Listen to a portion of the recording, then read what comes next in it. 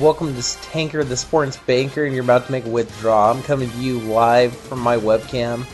It's not pretty, but neither is sports. So let's start with baseball. No, wait, let's not, because there's still over 130 games left in the season, so it's not worth talking about yet. Now, is it? I mean, seriously, between now and the playoffs, we got a lot of time and a lot of games to cover, so it's not worth discussing. So let's move on to something a little more amusing, like, basketball. Currently in the playoffs. Thus far, 4 teams have advanced, and we have our first second-round matchup set, as the Celtics will battle the much-hated trio of evil, the Miami Heat, which should be a good series. Meanwhile, the Chicago Bulls will sit idle waiting to see who wins the Atlanta-Orlando series, which Atlanta currently holds a 3-2 lead in. On the Western Conference, the Oklahoma City Thunder advanced by beating the Denver Nuggets, while the rest of the series I have a 3-2 series with Memphis leading San Antonio, the Lakers leading the Hornets, and the Mavericks leading the Portland Trail Blazers.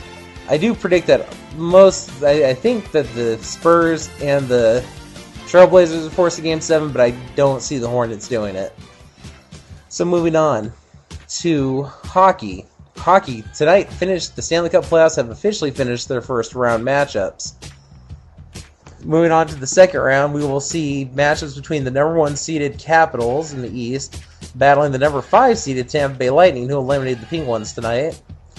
Then we got the Boston Bruins, who are coming off a brutal 7-game series against the Montreal Canadiens, and they will play against the Philadelphia Flyers, who are my personal pick from the East to go to the Stanley Cup.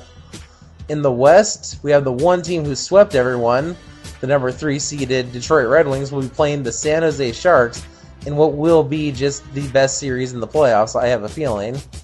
Meanwhile, the number 1 seeded Canucks, who barely survived a series against the defending Stanley Cup champion Chicago Blackhawks, battling against the Nashville Predators. Which, to note, is somewhat of an amazing thing. Nashville Predators, first time winning their playoff series.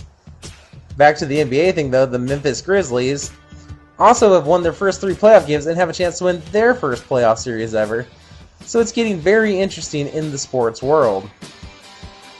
Moving on to another great sport, MMA. This weekend is the biggest event in MMA history, with Shields vs. GSP at UFC 129 in Toronto.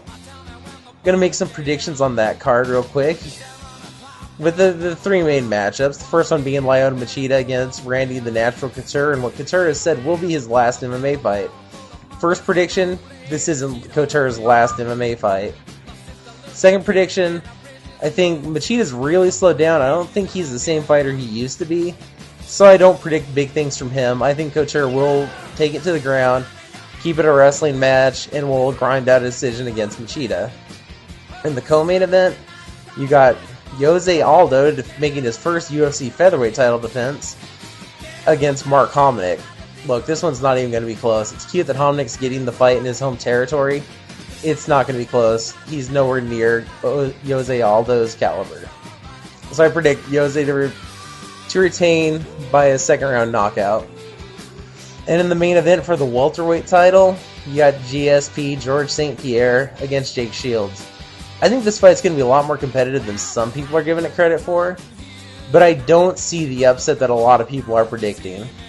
I think George St. Pierre is not going to finish him. I think this is going to be a grinding wrestling contest that GSP will get the majority decision from. But I do think that Jake Shields will be the first person in about 6-7 fights who will win a round against George St. Pierre. And finally, we finish with the granddaddy of all sports, football. This week, a judge in Minnesota ruled that the owners cannot lock out the players, and has demanded that business as usual start this week. I think the owners will find some ways around this. They're going to try and grind out till an appeal, but the fact is, the judges are in the players' corner. You're not going to get what you want, owners.